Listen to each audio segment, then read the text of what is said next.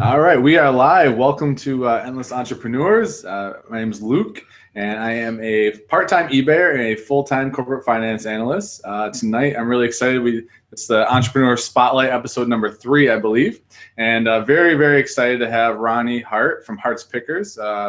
He has a YouTube channel that is pretty big following, lots of good content, and I have been watching since the very, very beginning of my reselling career, so that shows you the wealth of knowledge he is.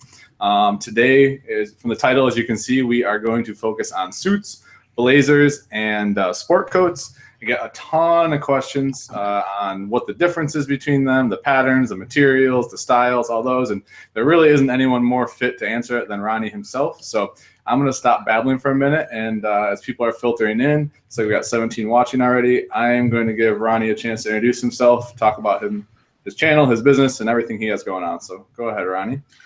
What's up? Like Luke said, my name is Ronnie. Here over on the East Coast, Massachusetts, Cape Cod area, and been a reseller for about 5 years on eBay. About 2.5 years part-time, 2.5 years full-time, and does do pretty well. The last 2 years I've done over $100,000 on eBay. I hate to say like easily, but I think once you get the ball rolling, and it's just a matter of just getting it done and staying up current with everything like that. But that's about it, I guess. Well, don't be humble. It is easy for you because you've put in the hard work up front. So now you've got the processes in place. So it's fine to put a little brag out there. And there was a lot of trials, a lot of mistakes made across the way. Trust me, everything. I'm not one of these people that could be like, I never made a mistake before. No, trust me, I shipped stuff to the wrong people before, and yeah, I put the wrong labels on things, messed up shipping. I mean, it happens. We all do it. Been called out by. You said the worst is when you said something international and they like show you a picture. They're like, "Yo, there's a hole in this," and you're like, "It's yours. Guess you got it. I don't want it back. Yeah. Not at $45 or something shipping. Like, just cut up as a loss. Move on. Don't worry about it. Don't take too much time to think about it, and just keep moving, because you could get down about it all day long and post about it in 10 different Facebook groups, but at the end of the day, how much time did you lose worrying about it?" Absolutely. Well, let's shout some people out here, and then we'll see what we got going on. Hi, Fabian. Hi, Diana. Thanks for stopping in. Hi, Terry. Let's see who else we got here. Let's get a lot of people watching. Hi, Betty. Hi, Patrick. Tony. Sorry if I'm missing some people here. Chat's going pretty fast. We have almost 40 people watching live. Hi, Patrice. Hi, Lockley. Hi, Philly Potter. Stacy. All right. So, although Ronnie's introduction was a little humble, I have to say that I love selling suits, blazers, and sport coats, and he is largely responsible for the knowledge I have. Him and Steve Rakin, actually, and it's interesting when hearing Ronnie talk about making mistakes and kind of owning them and dealing with them, and you documented your journey to this point, and that's what's allowed a lot of us to avoid some of those and to learn from them and to really grow. So I thank you for that up front. Well, thank you, sir. Yes, absolutely. We do have an outline, but I don't want to jump in yet. I want to give another minute or so for people to filter in. I think everyone's excited. I've been talking out loosely that we're going to get a show together here, and we are ready to go and give some good knowledge for everyone. See the chat here. Hey, Drummer. Hey, Charles. I think this will be a long-awaited topic for people as they try to get into blazers and sport coats. And I will say for the market as a whole, and I'm not sure if you agree, but dress shirts have become a very saturated part of eBay. They're still profitable and there's still money to be made, but I think that a lot of people are looking for extra niches to expand into. And I think that blazers, sport coats, and suits is kind of that natural niche to move into when you're in clothing to begin with.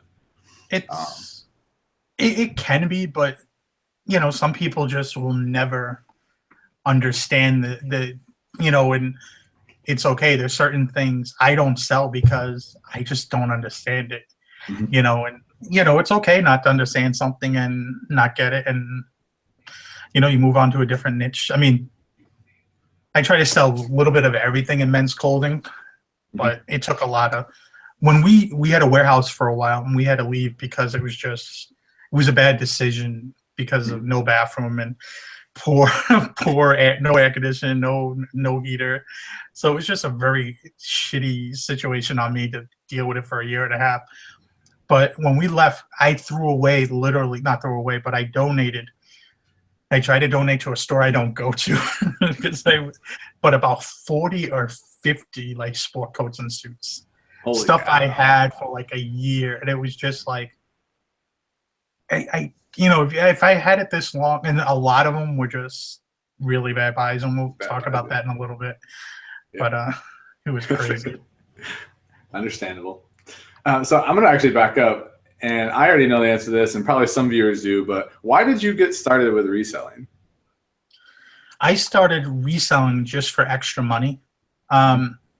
We used to go, my wife used to send a lot of stuff back to the Dominican Republic. She's Dominican, so she sends stuff for family. And there's a Goodwill behind our mall, and she was like, "Oh, we should go there." And I haven't been in a thrift store at that time like 10 years. I'm like, oh man, last time I was in a thrift store, it was a smelly, funky place, like, because our old Salvation Army was terrible. It had this funky smell when you come in there. It was a warehouse that was either cold. It was like my warehouse. It was like this warehouse kind of building. It's either you get in there and you'd be going through the racks, you'd be sweating in the summertime. They didn't have no air conditioning. They had this huge fan, but it was a very small place, so it was either you get in and out of there pretty quickly. But it was just, I used to sell on eBay, since probably the late 90s, just not ever full time and not ever for a profit. It was just my own stuff. So I understood how eBay worked. Mm-hmm. I've sold cars, I've sold sports cards, baseball cards, that kind of stuff, autographs, sneakers. I had a sneaker collection I used to buy and sell on eBay all the time. But the main thing was just for extra money, and then it just took off after, a while. And then I kind of changed my niche when I needed money for a new engine in my truck. All of a sudden it came to, it was like, that's when I started messing around with clothing, and it opened my eyes to a lot of things. You go into a thrift store, you see so much clothing. It's like, it has to be something good here to return. And after learning and a lot of trials and tribulations, it turned it into something, but it was a lot of studying. I used to go on eBay, study every night, kind of like if you ever watch Rakin's videos where he goes through, that was me every night, hour or something, going through certain things. I think we did things the same way. That's just how we did it. He just does his live. Yeah. I still do it to this day, not as much, but I'm always looking for different brands or certain styles, or get an idea of what's hot and what's not, and try to stay above the curve or stay ahead of the curve, Absolutely. That makes sense. Yeah, and I think most people in the chat probably can relate to it. Anyone who watches after. Usually you get into reselling, and I know I did, just for that extra money, and then sometimes it evolves into more. And for you, it's evolved into a career and your own business and owning your own time. So it's pretty awesome. I would have waited another year before going full time, though. I kind of jumped the gun and walked out of my job because of an argument with my boss, and we kind of had like a 5-week vacation set up, and you didn't have that paycheck coming in when I was gone. Yep. Pitched through money pretty quickly being on vacation for 5 months outside, down in the Dominican Republic. So it was fun though. You could always go back and try to think what ifs, but there's nothing you can do. The bottom line is you made it work, right? Like, you made it work, and you're very successful. So thank God. Props to you for sure. Yeah. All right. Well, let's jump right in, because I know people are anxiously waiting to hear and learn about this stuff. So the first question I have, and we're gonna stick just to suits, blazers, and sport coats today, guys. All the questions around that, I'm gonna grill Ronnie, and he's gonna give you guys a wealth of information, and hopefully I can contribute a little bit as we go. And so, kind of the first question, Ronnie, is there's a lot of confusion about what's considered a suit jacket versus a blazer versus sport coat. I get this all the time. I have a general answer in my head. I don't think it's 100% accurate all the time, but it's how I differentiate. So, what do you see? How do you determine it? Kind of what are your key giveaways when you're sourcing? A blazer technically is a solid color, usually blue. Usually navy blue is the typical blazer. Sometimes they have other colors, green. I've seen reds. They're solid in color for the most part.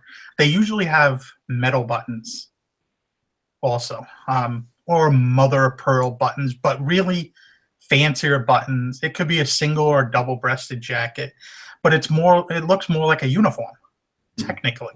And that's how almost any thing that has metal buttons is a blazer. They're not part of a suit. They're not a sport coat for the most part. Unless certain brands might have metal buttons, enamel buttons, but for the most part, they're part of their blazer.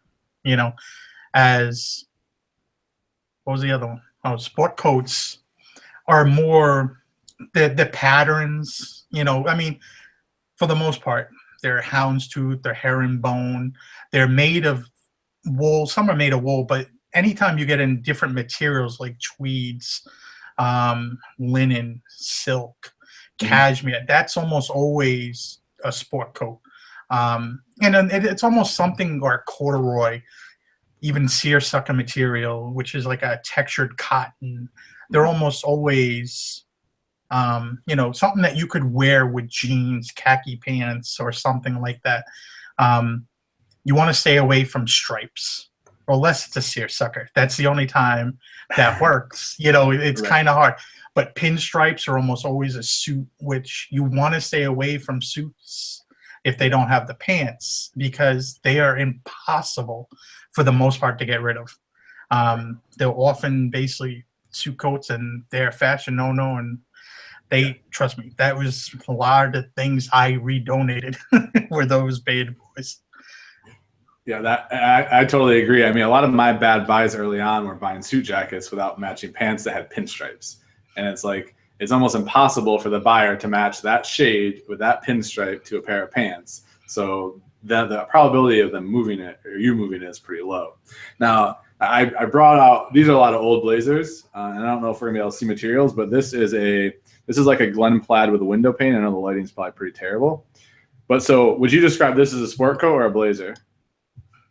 And I'll show Most likely, I would say it's a suit. You would describe this as a suit coat. Probably. So even with the Glen plaid and the window pane, you would say this is a suit jacket. Because a lot of suits do have that Glen plaid. It's a very popular pattern for suits and also for sport coats. Mm-hmm. And I think it depends on the shade of the color and everything like that. It's kind of hard. But there's certain brands, like when you get into certain Brooks Brothers brands, they'll tell you like 48 regular and then -40. So it gives you an idea, okay, it has a 40 waist. So that's going to be part of a suit. Zegna, on the bottom of their tags, all the way in the bottom, they'll tell you if it's a jacket, blazer, or suit.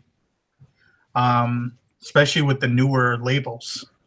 All right, so this is a Canali, which is a good brand to be on the lookout for. It's actually a decent pattern to sell, but that's a good example of the tag, right? So I don't think I can see. So there isn't a pant measurement on this. It has the 50 long. I don't know if you can see that. Now, here's something else. Now, with Canali and Zegna and a lot of other Italian brands, they're marked in the European size. So you actually have to take away, it's a 10 size difference. So if it's a 50 European, it's a 40 US. And then L is for long. C is actually short and long. So for example, this for viewers, sorry, this would be a 40 long in US then. Yeah. You could also tell when you do the measurements. I mean, you should be able to tell or have some idea. There's a lot of like, you could actually go online. I used to have it, and I actually have a piece of paper. I don't have it around me, but it was a printout of what the measurements and the sizes should be for what size jackets. And I printed that out, and I've had it. I don't know where it is, and my wife actually laminated, so it's like, and so it's not going to get damaged or anything. We have it around, so I can look at it from time to time because sometimes I'll be like, oh, this looks like it's been tailored or something like that. It's not the size it's stated. And you kind of want to make sure it's, if something's been tailored and it maybe was a 50, but now it's actually tailored to a 46, you kind of want to sell it as that 46 because you're going to get a return otherwise. Yeah, absolutely. And I think you just brought up a great point, and I think that most people will be able to relate to this. What took me for a while to get into Sun Season Blazers was I was terrified of returns because I was going to mislabel the size because it had been altered. For me, that was always a concern because I knew that suits are regularly tailored. But what I found, and I'm not sure if you did as well, what I found as I kind of got into it was, all of the – oh, sorry, Better Bar, you used to ask a question there. I just exited out of it on accident. Sorry about that. I'm doing a really bad job of juggling the chat here, guys.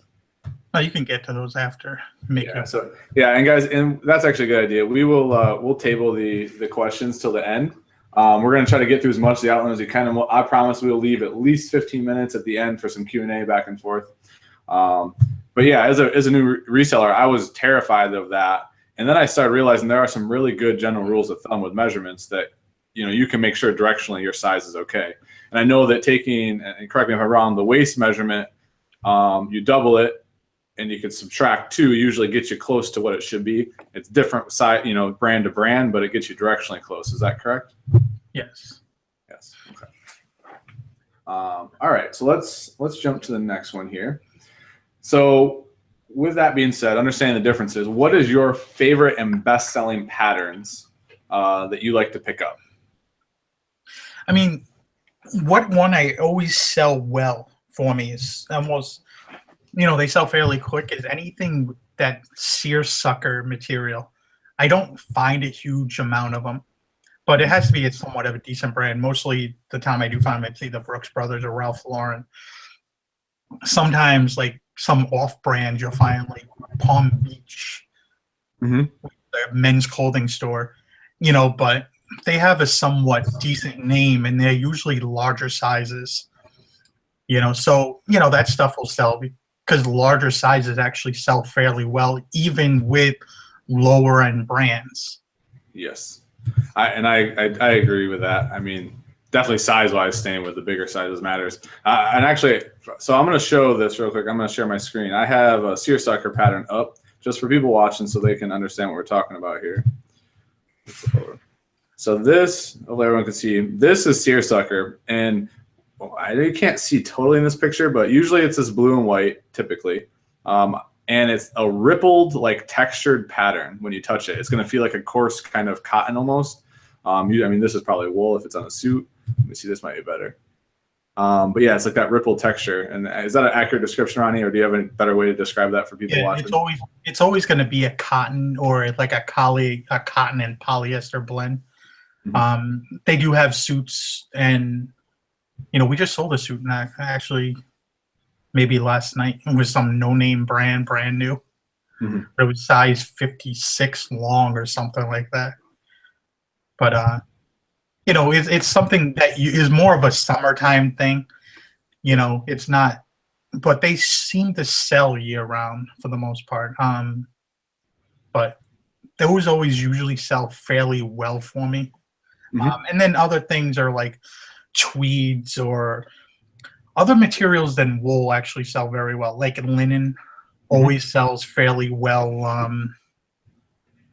Cashmere, of course. Yes, of I course. mean, who loves the little cashmere? And then you can get into like camel hairs. And there's some really hard to find other materials I can't think of off the top of my head that demand very good money, but it's going to be pretty hard to find them. Yeah. What other patterns? So you said seersucker. I know. Thinking about material. No, you're fine. No worries. Get off track. Hey, it's all value either way. They're all like herringbones usually do really well. Your traditional, suits are usually herringbone or like a houndstooth pattern. I mean, that's your typical, suits. And they usually do fairly well. Okay, well, and I agree. Herringbone does really well for me. And so I'm just going to share my screen here one more time, guys. So what he's referencing is this like notched looking pattern here. This is what herringbone, it can be many colors. I usually find it in brown is the most prevalent, like a thicker wool usually. But it's kind of like that notched pattern here you see.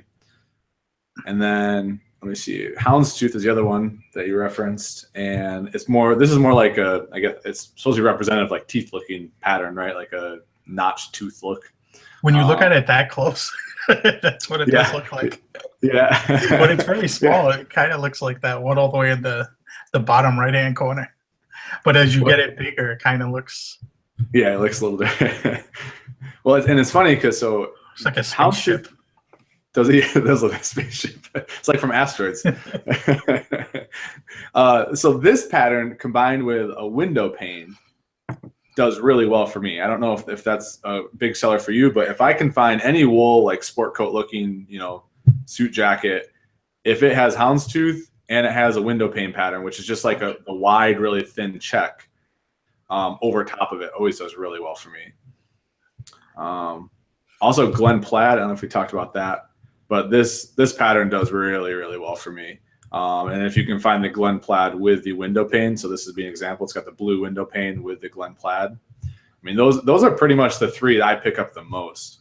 Yeah, they're going to be the three you find. They're very common, right? For the most part, your traditional, patterns. Well, and I've always viewed them as just I could picture myself wearing them with jeans. So I was like, okay, like even if this is a suit jacket. But if it's a good material and it's a bigger size and it's a pattern that someone would wear with jeans, I'm like, okay, like I can see someone picking that up.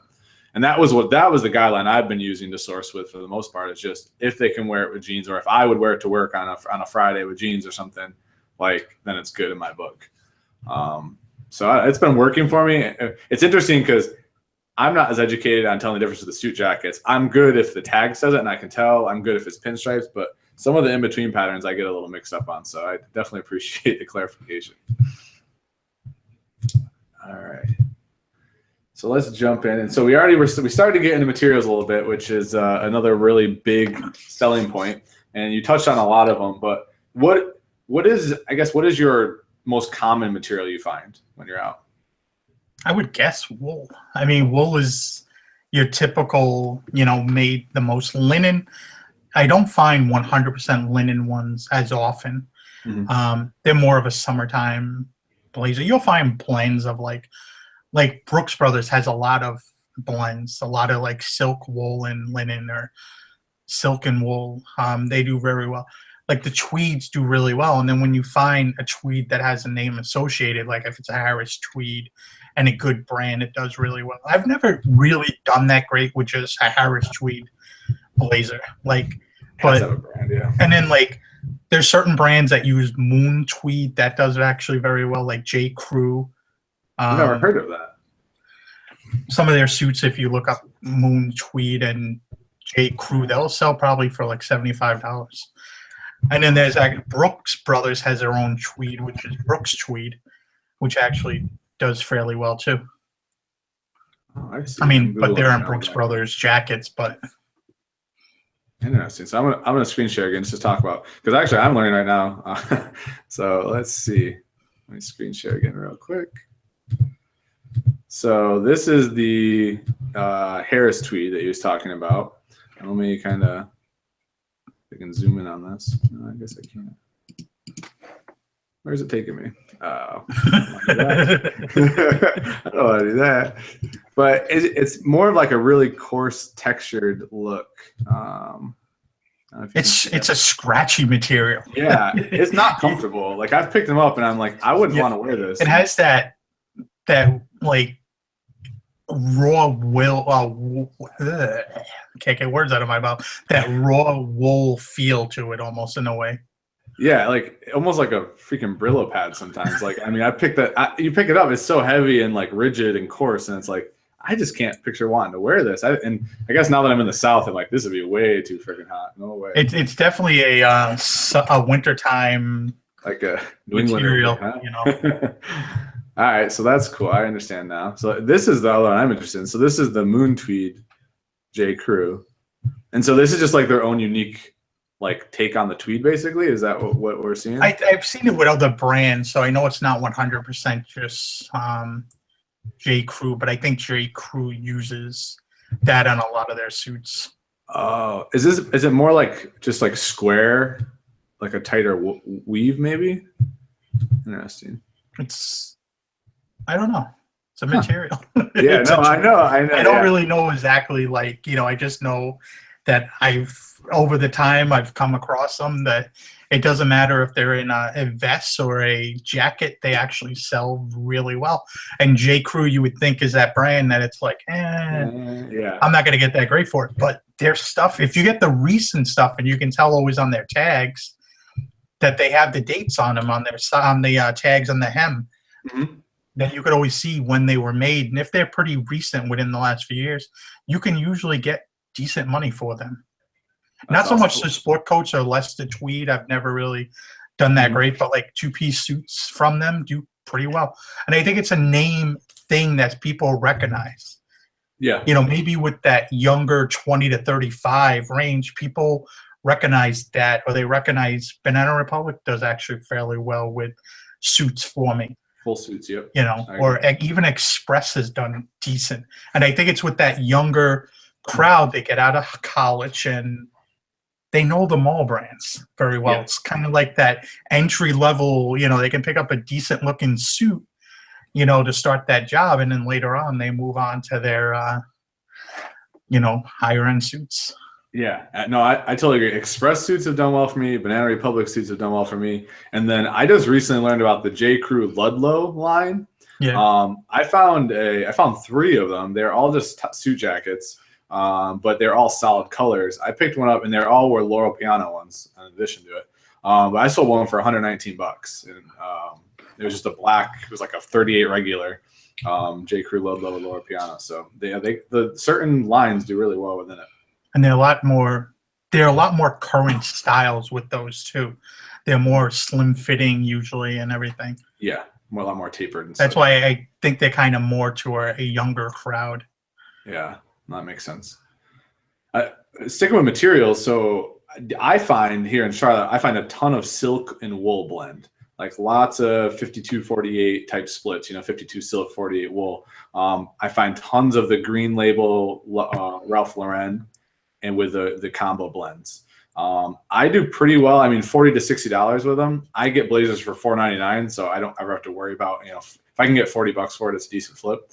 Do you see a lot of that up your way, or do you even bother with those, or are the prices not right? Most of the sport coats here are at least the lowest I can get them is $7.99, or unless it's like on a half off day. So the Salvation Armies are almost always at 10 for whatever reason, and then the savers are just like they could have something priced at $5.99 or something priced at $19.99. You just never know when you go into one of those stores. those stores are off the freaking wall crazy. But I kind of have to be a lot more pickier with what I get. And there's certain different, I think about size, or I think about material, or it's a brand kind of, and I don't have the space all for that stuff. So I mean, I have the space for it now, but before we moved a few months ago back into the storage unit, it was kind of in the spare bedroom where I take pictures. Yeah. But we had our mom coming, so we had to move everything out of there in the middle of winter, and get that bedroom back set up for a guest and not for a business. Nice. With that, so what is your least favorite material to sell? I was trying to think about this. I put this on the outline, and I was like, so like if there was like I'm never picking up that material ever, what would it be? I don't know if there's like a material. Raw silk does not sell that well. 100% silk. I sold a Brioni not that long ago, but for the most part, it doesn't look right. It looks like a suit that was made in the 80s or 90s, like you'd wear in Miami Vice or something. They're just, you know what I mean? They're just not, they don't seem very current. Yeah. 100% silk suits. But as far as that, I can't think of anything like off the top of my head material wise. Another one you don't see too often is leather. Yeah, I mean, and I would probably pick up leather, but for me, like polyester and viscose, like if it's 100% one of those materials, I pretty much don't pick it up. Like 100% what? polyester or Oh, yeah. viscose, I think it's pronounced, or viscose. Okay. Yeah, that's It's like they're like the cheap brand or cheap materials, basically. I mean, you could drop water on them or stain it, it would bounce off them, kind of thing, you know, like. uh, but yeah, those are like my no-nos, I think. We have 76 people watching live, so thank you guys all for stopping in. If you're enjoying all the value that Ronnie's bringing, please hit that like button for him. He's taking time out of his busy schedule to be here with us, so I appreciate that, and I am learning as well, so it's even better for me. We are going to keep moving along this outline because there's a lot to get through, and I want to make sure we get as many of the questions answered as we can. So let's move on to styles of blazers and sport coats. What is your best selling styles? I mean, in reference to like 2-button, 3-button, double breasted. Basically, right now, over the last few years, 2 buttons are more stylish than 3-button. 3 buttons were 5 years ago. Everybody's wearing 3 buttons, I guess, but a lot of the brands are now it's flat front, no cuff, 2-button style jackets. And I think that's more with the younger crowd also. Right. As somebody that's been wearing a suit for 20 years, they're probably not going to change. They might buy a 2-button, but for the most part, they're used to wearing 3 buttons. They're always going to wear 3 buttons for the most part. They're not going to change too much. But, it's more current. 3 buttons still do well. I would stay away from 4 buttons. Yes. Even though I just sold a 4-button, it sold fairly quickly, but it was like brand new. And I got it for like half off, like $5. I was like, it's brand new with tags. It was like Jones in New York, and I'm like, oh, 4. I didn't even know it was 4 buttons until I got home. I'm looking at it. I'm like, I was like, it's new with tags, but I don't know if I should have picked this up. And it actually sold for like, I priced it kind of cheap to get rid of it. It was like $80 or $70. I was like, phew. Yeah, got rid of that one. It had like a retail price of like $600. It's like, I'm not even going to get anywhere close to that neighborhood. No. But then you got your double-breasted suits, which are kind of a dated style, but there's a lot of people that like them. Anytime I get like a decent brand, they actually sell fairly well, but it has to be a decent brand for them to sell. And then 1-button. I mean, the only time I really ever see a 1-button is on a tuxedo. Yeah. You don't really see too many 1-button, and I would probably not pick up a 1-button if it was like a sport coat or a suit. I just don't know if that style is really going that way. I've never ever seen one. I mean, besides like a tuxedo, I've never seen a 1-button. I think I picked up 2 a while. I mean, it's been a little while, but they were Diesel brand, and they were kind of cheap, and I would pick them up. And eventually they sold, but they did take a little while to sell. Mm-hmm. Yeah, I totally agree. I mean, 2 buttons move the fastest for me. Double-breasted moves fine if it's a suit, but if it's like just by itself, it doesn't move at all for me. Yeah, I have a few Brioni sport coats that are 2-button, and you can tell they're sport coats because of the materials used. They're like one's like a wool, camel hair, and cashmere, and it sold it once. It got returned. I was like, oh. And then I have a 100% cashmere one, but they've been up for a while. I would even take an offer on one of those puppies. Somebody came along and probably lowballed me. You don't like offers, so that's saying a lot. Well, you listen to offers. People send offers all the time. The thing with offers is that if I put best offer, it's almost always starts off with 50% or lower. Yeah. And it's like, and then 9 out of 10 times with me even counter offering with somebody, I never hear from them again. I counted off on something the other day that I had, and I was like, after I got the offer and I counted off, I was like, you should have just took the offer for $700. Yeah. And then I even emailed them saying, hey, still on it for $700? Yeah, I said, if you're interested, this would look good, because they sell.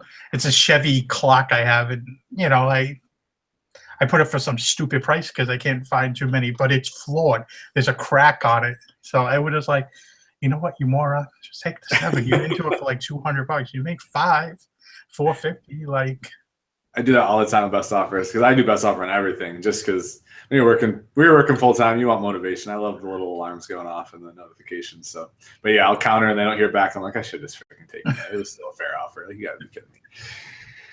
Anyways, sorry, I get a little sidetracked there.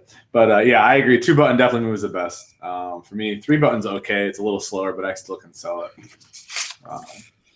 All right, next one. So, and this is probably, we're starting to get into the questions I get all the time. And, so what are, if you had to rank 5 of your best brands that you pick up, what would they be? I mean, top dollar sellers. I don't know, but two of the ones I like picking up the most because they have so many different sub brands that do very well are Brooks Brothers and Ralph Lauren. Mm-hmm. They both have all their sub brands. Like Brooks Brothers, you have a regular Brooks Brother. Then when you get into the suits, you have the Golden Fleece. You also have the 818 Madison line. Then you have the Black Fleece, which is with Dom Brownie or Browning, something like that. So those do actually really well. They're actually almost designer suits. They go for good money. And then you also have Fitzgerald. You've got Brooksy's. Yeah. Fitzgerald's is the cut, I think. And the Madison's the cut. And then they're both under the 818. I think okay. It's the cut of the jacket. And I don't know what that 100%. But I was, one guy was messaging me back and forth about that, and that's how I learned. Gotcha. He's like, "Oh, is this the Madison or Fitzgerald cut?" And I opened it, and I'm like, "Oh, it's Madison." So now I make sure I put that in the title. Right. So absolutely. But that one in Ralph Lauren. I mean, you have your regular green label Ralph Lauren, which is actually a license by them. It's not even truly made by them. And then you have the Ralph Lauren, the Polo Ralph Lauren. Then you have the R Ralph Lauren, which is like their Western line. But I found like suits and stuff from that line. Then you have the black label, purple label.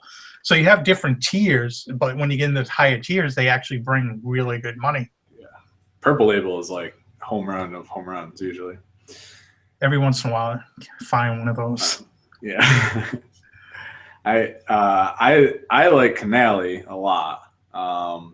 Seems it just does well for me. I usually don't have trouble moving it. Ermengarde Zegna, I used to like a ton. How do you? It for me, it works well for suits, but like anything that's not a suit anymore doesn't seem to move for me. It depends on how recent it is, and right. It kind of goes by the tags. Once you get accustomed to the tags, the older one has like this weird colored, weird S. It's almost like that's kind of their older style before 2003 or 2002, somewhere around there. They switched it just to the black label on the inside. It says Zegna in silver. And then like 2014, you can tell the difference by the inside tags are different. But that's insane. You just quoted me years on models. That's impressive. That is impressive. It's studying because you try to figure, okay, I come across this brand fairly frequently. What's more recent? And then you realize the recent ones actually sell better than the older ones. Right. I mean, I still will pick up the older ones depending on pattern or material or size. I mean, yeah, just depends on how you're feeling that day too. It's like, hey, but it can be a long tail item for some reason. I mean, they're extremely expensive when you buy them new, but for whatever reason, either there's a lot of them out there and the resale value is not as great. Canali's good, but I have a hard time selling a Canali sport coat. But suits sell extremely well for me. And I might have a bunch of orphan Canali suits too that I just think that are, because they're all, for the most part, a lot of them are. Canali has a thing where it's either, I think, no vents or they have the dual vents on the side.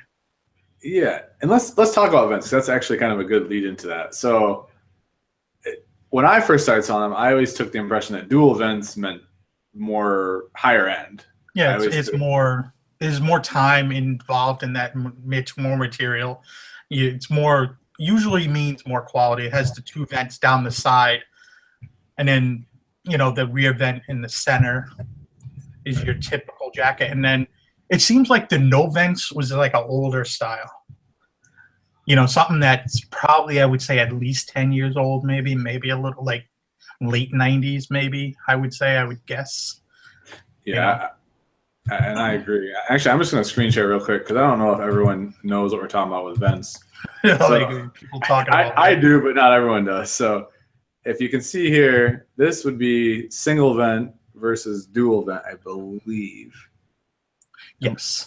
So this is a single vent. It's straight down the middle. It's the cut of fabric. It's so you can move a little freer. Like it pretty much determines the fit of the bottom of the jacket around your body.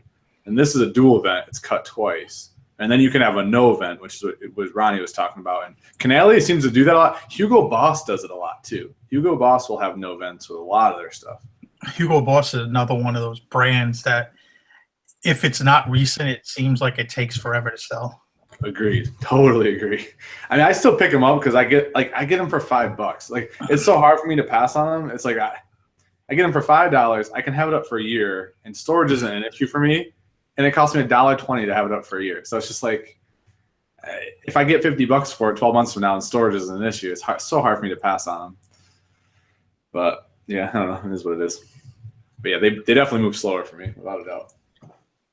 All right, so we're coming up on, we got about 18 minutes left. So I'm gonna try and power through some questions, and I promised everyone we have a lot of Q&A, so I just want to make sure we leave room for that. I think one of the bigger questions, I'm gonna skip down a little bit, Ronnie, is do you see a higher return rate selling suits, blazers, and sport coats versus all your other types of items you sell? Not really. And if not, what is your highest one? I don't see any difference really. People return all kinds of things. I've never really, I think other than maybe one suit I wore, did I ever think they rented it, like where they used it and then returned it for me. I don't think it's ever happened any other time. I mean, they do return because if they don't fit properly and people don't pay attention to measurements very well. There was a guy, I put it in my Facebook group. He left on my thing. He bought a Giorgio Armani suit, and he's like, beautiful suit. But I realized I'm not at 34 waist anymore. Diet time. Maybe he could have returned it, but he's going to go to the gym and work his ass off. Or it was actually extra material. He could have the pants extended if he wanted to. But it was kind of funny. I was like, good thing that's not coming back. So I had that one for a little while. But my most returns actually come with probably shoes. Shoes, it's one of those things where certain shoes, and this happens with me, I'm a size probably 12 to 13, but it depends on the shoe. Like I just had a pair of Crocs, and I bought a new pair of Crocs. They're size 12, but they don't fit like the other pair of 12 I have.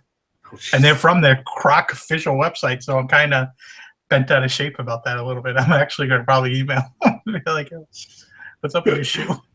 Changing your size charts on you, man. Yeah, that same for me though. I don't see any. Actually, I would even argue at this point that my suits and blazers return rate's lower than some of my other items. I feel like that buyer is so much more educated most of the time on what they're looking for, that as long as you didn't misdescribe it, I feel like, and a lot of times they're ordering it a little size bigger and then getting it altered. I find that all the time. It's like they're ordering a little bigger, getting it altered, make sure it fits.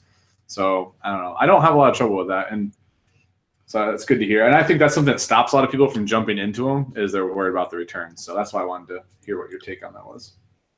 Yeah, there's even ways to, you could do security things to stop from returns. There's people that put different kind of like stores do, around the buttonholes. So you almost have to.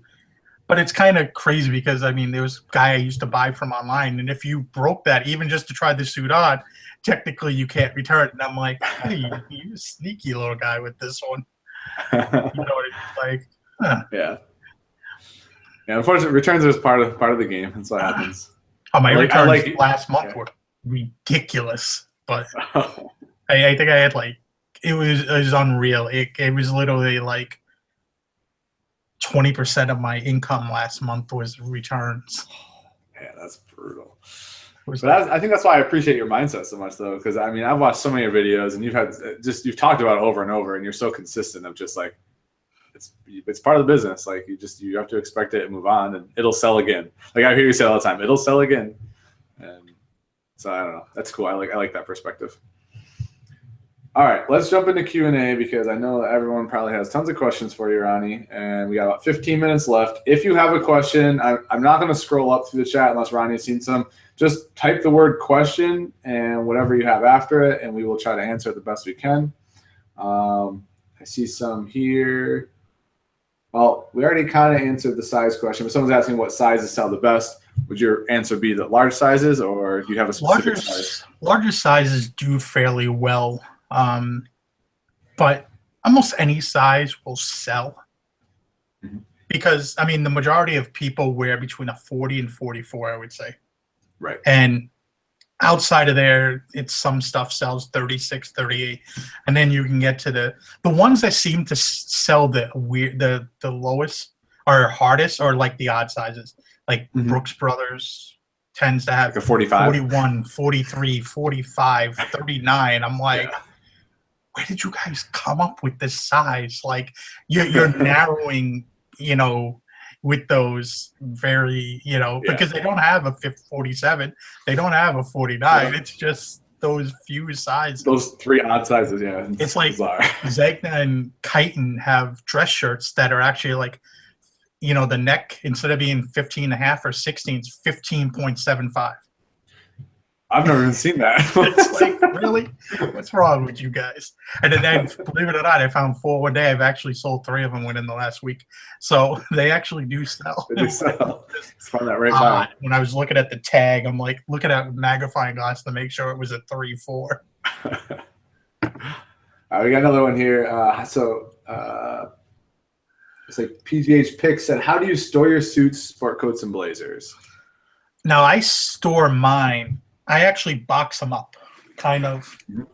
I have one I boxed up here because I actually sold this, but I'm going to grab one of mine while you're showing them. I put them in the USPS boxes, and I put an inventory number on the side, and then I put that inventory number on my listing. And I just fold them up in here and real neatly. I put them with a dry cleaner bag. So they're folded up. They're in this box, and I charge $9 for shipping, and most of the time, depending on where it's going, it's going to cost between $7 and $10. Occasionally, I'll send something to the West Coast, and then I take it out of this box, and I'll put it in a medium flat rate. I mean, it might cost a few dollars extra, but then if something sells to like New York, I'm actually making like $2 or $3, so it evens out in the end. Yeah. That makes sense. I love the presentation of how you ship them and store them. I think it's a great idea, especially with the boxes already being ready to ship. I do something a little different. I just do mine in poly bags. So like these are pants to a suit. So I'd have the matching suit with it. And then I just slide both in like a 12x5 poly self-seal bag and send it. That's what's been working for me. But I've been watching I watched your storage video a long time ago, and I really like the presentation.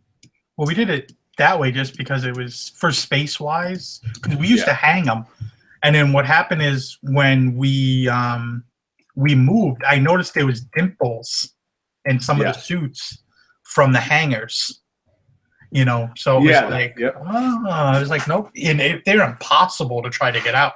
Like once that's in the material, it's I don't know if the material is like stretched. What happens to sweaters too? That's why I stopped hanging everything. That's why I fold it and put it in bins and bags. So after I did that, and I realized that it was like on a lot of the older ones that we got rid of. So it was like, oh, okay, that's why we're not messing with that.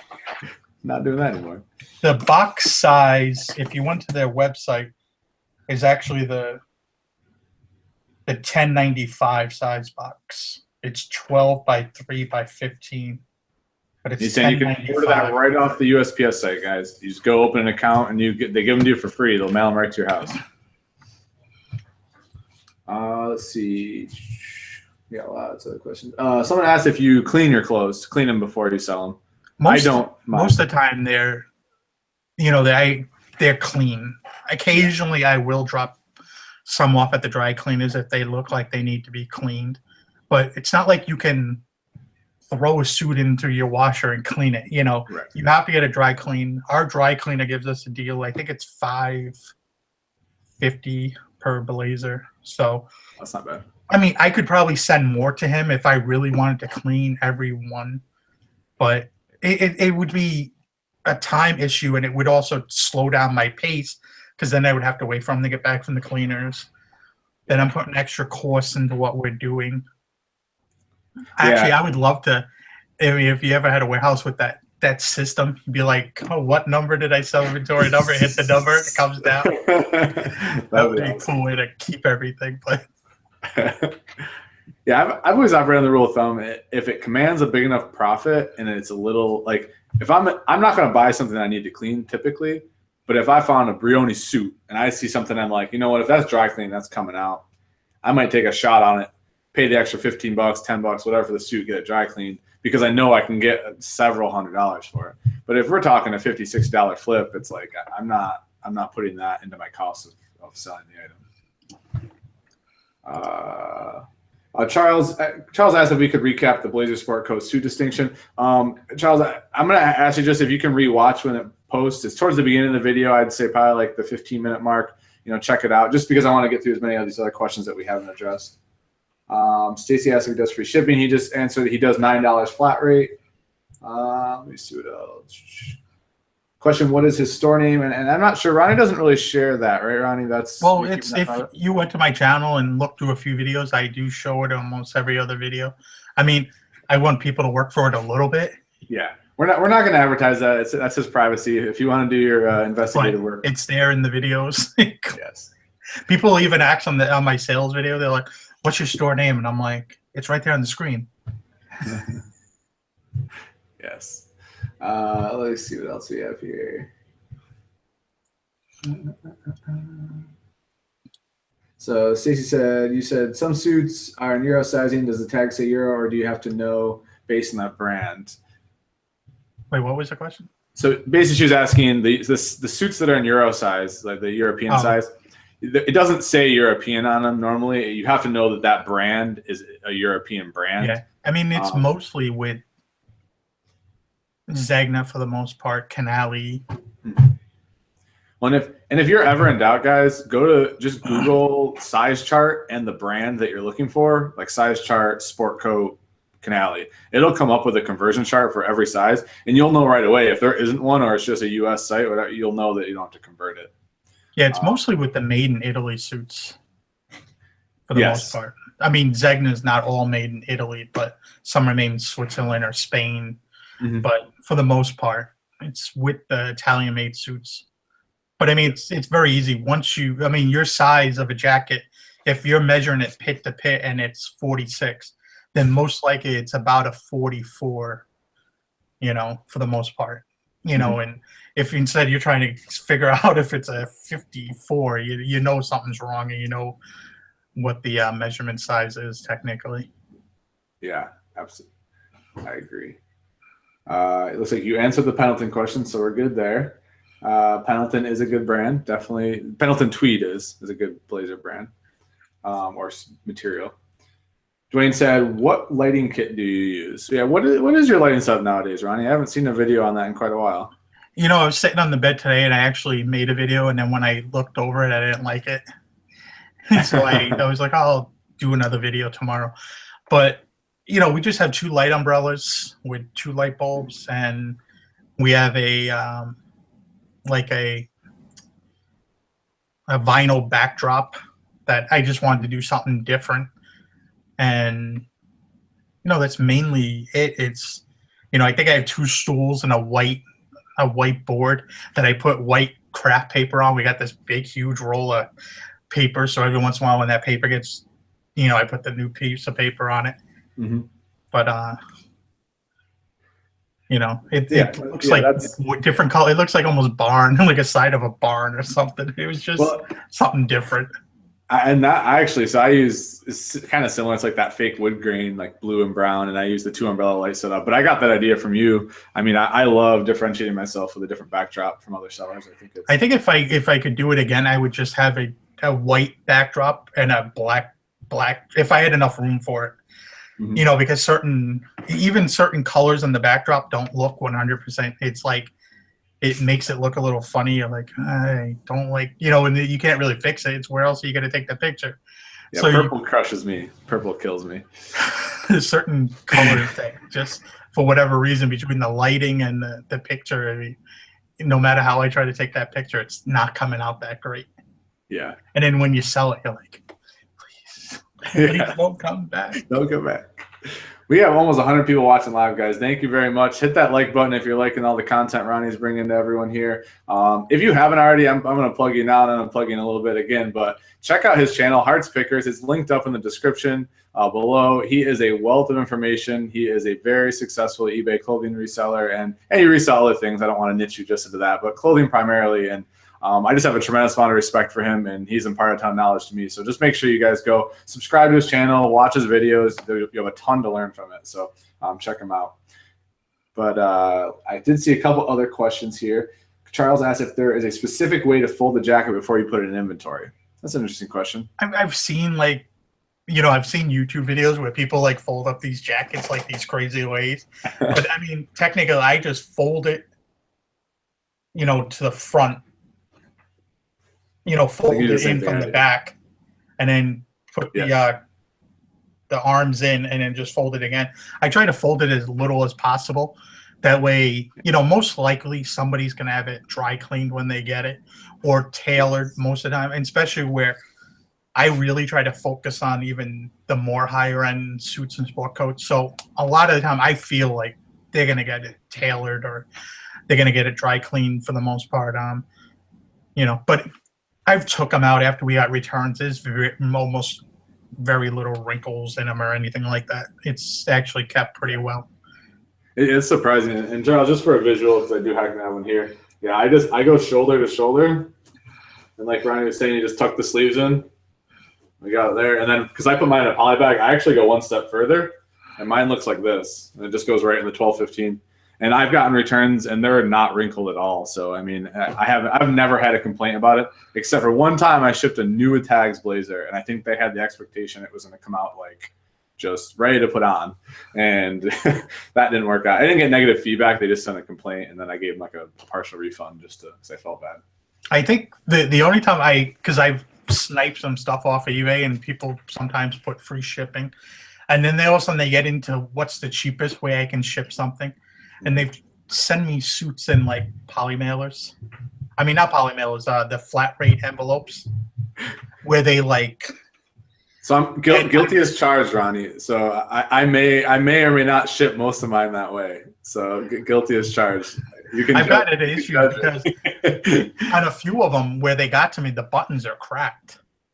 I didn't where think about either that. another box smushed that or something going through the conveyor system, and Right. trying to get the customer to understand what happened is they're fighting with me tooth and nail to the point where I just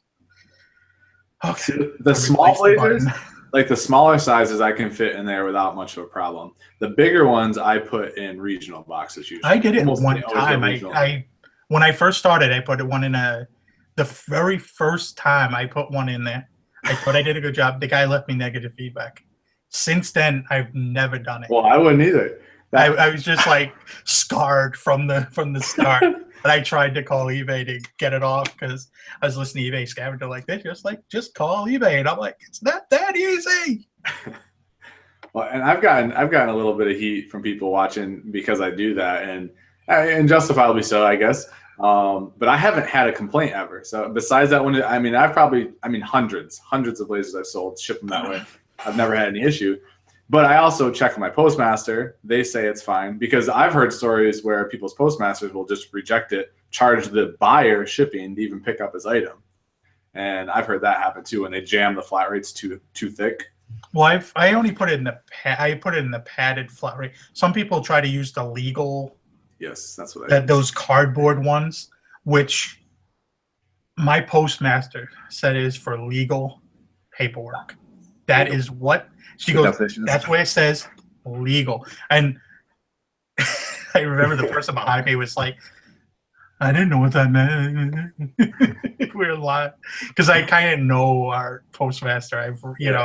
They used to come in my job and have breakfast and stuff like that. So I knew who they were. So I talked to them, and it was just kind of funny. It was like, oh, because I got given a lot of shit because I live in one town, but where I work is another town, and I actually bring my packages and drop them at that post office because I like them better. And I told her one of the clerks were giving me crap about the packages because it was from a different town, saying they don't get credit for them and all this stuff. And she was like, let me know which one. And then for a while, I just left them at my job at the counter. And, whenever the mail guy came, he picked them up. It was just like, okay. Then I got into the whole thing of just leaving them at home or, Right. like, oh, I could have them pick them up at the house. Like, I didn't know that for a while. It's interesting because I feel like every post office views it different, because the explanation I got was if the seal isn't broken, then it's fine. And if you have to use tape to seal it, that's fine because it's still sealed and it's within the confines of the package. And then I got another explanation when I used to live in New York that if it was over a certain diameter, then it was illegal. And then they would, not illegal, but they would charge extra shipping and ship it just priority. So I've had all sorts of different ones. But I don't think they have any any guidelines really. It's whatever they think that day, and post people are can be a little complainy. Yeah. There is a question here. So Mike Sherman said, for keywords and title, do you put in sport coat, blazer, jacket just to cover all bases for searching for buyers? Just depends on what I have for words. I tend not to use the word blazer unless I think it's a blazer. Just because, but I don't think the normal buyer really knows what they're looking for when they go. They just looking. I don't know if they put in a blazer, are they specifically looking for a blazer? Are they looking for a sport coat? It's not, I would think typical, most buyers have no idea what they're looking for. Sport coats, I think, automatically come up because you have them in the sport coat category. Right. As, if it's a blazer, I'll put blazer just try to separate. I think I put your jacket in most of them. I think I mix it up, but I think that I missed the mark a lot on this. I mean, I use blazer for the majority of my listings, and I'm thinking, even after just listening to you today, I realize that my interpretation isn't necessarily spot on with the keywords. But it is an interesting point you make that sport coat is a category, and then if you have the word blazer, I guess technically you're hitting both. But, Dennis asked, what thermal printer do you use? Oh, that's a good question. Do you use a thermal printer? No. I use it because I have an Apple. We have a Dymo that we use for Amazon, but I used it on my PC. And where we were at the warehouse, I actually had an area set up for it. And we had a Zebra. I don't remember what it was, the regular common, Zebra thermal printer. And I could print the labels on that. But with the PC, for whatever reason, I've had issues bypassing because they don't want to work with the Apple, the iMac I have. So I just use I use a HP LaserJet printer, and I use it and I replace the cartridge maybe once a year, and that's it. Just do it the old way, taping over the labels. But I don't sell. I mean, because my higher sales price is like $50 to $60 per item. I don't have to ship so much stuff to kind of make the you're not a high volume. Yeah, you're not a high volume. So I chose to kind of deal with higher selling things like suits and sport coats and focus on that. But there's a lot of smalls get pushed through too. But a lot of bread and butter stuff that still makes money. Yeah, absolutely. I use the Brother. I think it's the 550 QL. I bought that sucker used almost 4 years ago now. I think like 3.5, and that's been old reliable for me. Although I can't get it configured or set up properly on any computer but my original desktop that is good for nothing but booting up and printing shipping labels right now. If that computer died tomorrow, I would probably go into a panic and have to order a brand new thermal label because I'm not convinced I could set it up on any other computer. But thermal labels are nice. The self-stick is cool, and not having to worry about ink is nice. I don't do merch, Chris. Chris in the chat, how you doing, man? 10K on the bay. Do you do merch? And when you say merch, do you mean merch fulfilled or merch by Amazon? I think he's talking about where they do the design of the shirts and stuff like that. Yeah, I never got into that. I actually signed up for it and then got approved for it. And I was kind of like, okay, I don't have the time to mess with this. Yeah. Oh, and New Frontier Business just commented. He said he used the padded flat rate. And because he had a package, there was a cardboard envelope dropped in a puddle and it ruined his item. Now, I will comment on that. One thing I do is I put mine in a 12 by 15 self-seal poly bag. Everything goes into that regardless. and then I'll put it in the flat rate things occasionally. So in case that happens, it's still protected from water. But yeah, that's a great point. Thanks, Steve. Hey, what's going on, man? Thanks for stopping in. We have 108 people watching live. That's the most I think I've ever had live, 109 now, and I credit that about 110% to Ronnie, so appreciate you stopping in tonight. It's all you, homie. Yeah, okay. Let's see if we can do one more question, and then we're going to wrap up. It is getting close to past my bedtime. I am an old man. And lots to do. Let's see. GB said, what is your long-term outlook reselling men's clothes on eBay with more and more people getting into the action? That sounds like a perfect question to end on, Ronnie. I've talked about this before. I love selling clothing, but I kind of have my out eventually. Like we're trying to get there. You know, me and my wife talk about it often. I want to get more back into cars and vintage advertising, you know, and we'll get there. And we'll probably have the clothes business, but I think I'm going to kind of have other people doing it. I will still go out once or twice a week getting it, and then just have somebody take care of that part of the business to still make money. Mm-hmm. And then I could worry about, you know, the way online business is. You could sell advertising in cars a different way, you know. Mm-hmm. You can sell just online, just like you do that kind of stuff. You don't have to, you know, and where we live, if I stay up in New England area, you can trust me, I'll have a big warehouse because I ain't shoveling off snow cars or anything like that. You know, they're going to be inside, and you know, and I think I would do it a little different. You wouldn't see me selling like a Kia Alante. I would be niching out another, you know, niche out into like maybe Jeep Wagoneers or you know, like 80s and 90s and 70s trucks and stuff like that, or cars, you know, certain things. And kind of be a niche seller of vehicles with a certain, you know, thing to be a little different than everybody else, and not, you know, fighting with everybody for the same car. Oh, yeah, Ford Tauruses, and it's kind of like, it'd be like selling $10 clothing. I get bored with that if that's what I was trying to sell. Yeah, I think I'm kind of in your camp. I enjoy selling clothing, and I think one of the reasons, like, I've tried Amazon a bunch, I've tried other things. I just end up coming back to eBay and clothing. But I'm not sure if the question was phrased too as more like the strength of the market moving forward too. Like, is there opportunity still there? I think my question to that is yes, there's enormous opportunity. I think that the opportunity is not the same as it was last year, and next year is not going to be the same as it was this year. It doesn't mean it's worse. I think it's just different. And I think that what you have to be careful of as a reseller is not falling in the trap of these 20 brands sell all the time. If I just buy these 20 brands all the time, good. Because, I mean, let's just talk about English Laundry. Does English Laundry sell the same for you as it did 2 years ago, Ronnie? It's never sold well for me. Territory Ahead, Puerto Rican's brand, has never sold well for me outside of a leather jacket. You know, it's kind of, you know, I'll put it this way. I don't think it's actually the resellers or thrifters that have kind of killed the market. Yeah. I kind of think it's the retail stores now. Well, they like carry the brands. TJ Maxx and Marshalls sell almost all these brands now, including Brioni and stuff like that. There's certain TJ Maxx stores that have on the runway. You can go in there and you can buy a Brioni shirt brand new for $150, and it'll have a $750 price tag, and they'll be on clearance in a few months if nobody picks them up. So it's kind of hard when you go in there and you see Ralph Lauren for $30 new, and you're going to try to get $30 for a used shirt. Like, the market is changing, but it's not changing because of other resellers, you know, and you just have to be more smarter and stay ahead of curves and stay with brands that, like Orvis does extremely well, but it's not a brand you're going to find at TJ Maxx or Marshalls. It's a mail order brand, unless you're going into a store of theirs.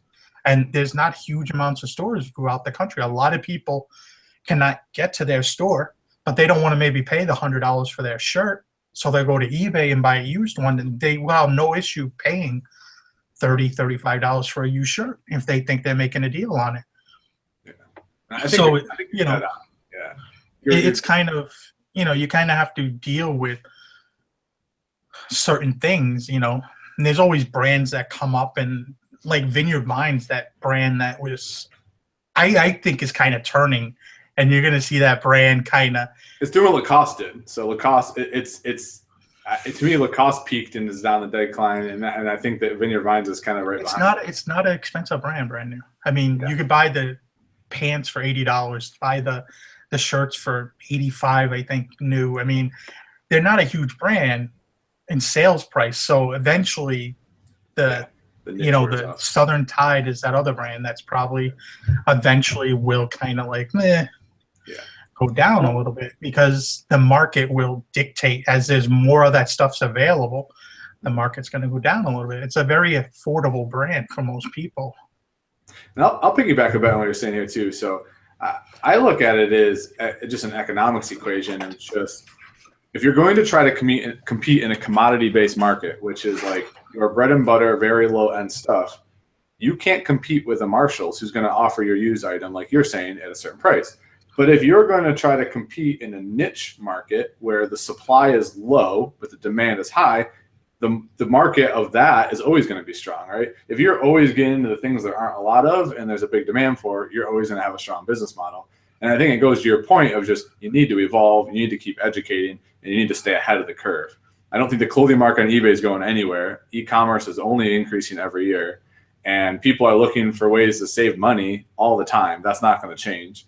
And as thrift stores become more commercialized, even more than they already are, that's where I wonder where the sourcing comes in. That's why I want to get into bulk buying. I mean, that's something next year that I want to start getting into. I want to start, like you talk about, warehouses and kind of gearing up for that. So that's what I see kind of as my end game. Speaking to what you're saying, is I want to scale up. I want to take myself out of the business.